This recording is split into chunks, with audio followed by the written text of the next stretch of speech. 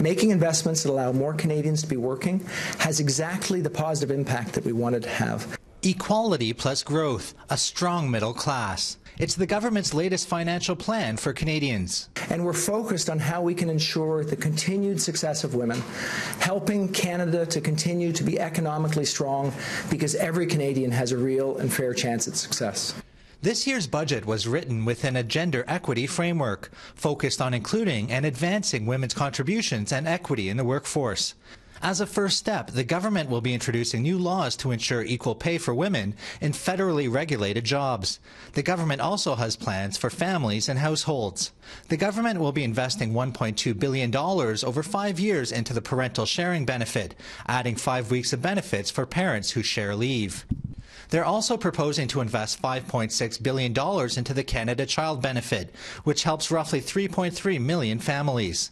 That money follows a $7.5 billion investment into childcare spaces announced last year. The government is also creating the Canada Workers Benefit, a tax credit for low-income workers. And for Indigenous families, the government is focused on keeping Indigenous children at home with access to clean drinking water. The government is proposing investing $1.4 billion into the Indigenous child welfare system and an additional $172 million over the next 3 years to build and repair drinking water systems. So we're making significant investments that will help really against another big economic opportunity, which is to make sure that Indigenous Canadians have the possibilities for success that all other Canadians do. Other highlights of the budget include the creation of an advisory council on the implementation of national pharmacare and investing $231 million over 5 years to fighting the opioid crisis. There are also plans to exempt an excise tax on low-THC medical marijuana products, something critics had been calling for.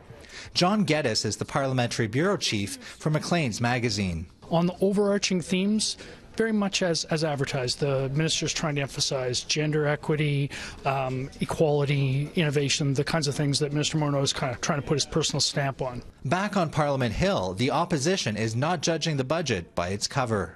Justin Trudeau promised that he would only borrow $10 billion a year. This year's deficit is $18 billion. Justin Trudeau is failing to balance the budget by 2019, as he promised. It completely lacks any concrete measures to combat income inequality. Despite all the announcements, without a plan to eliminate Canada's deficit, the government and its budget are sure to come under fire over the next coming months, a position Finance Minister Bill Morneau is getting used to. In Ottawa, Nigel Newlove, City News.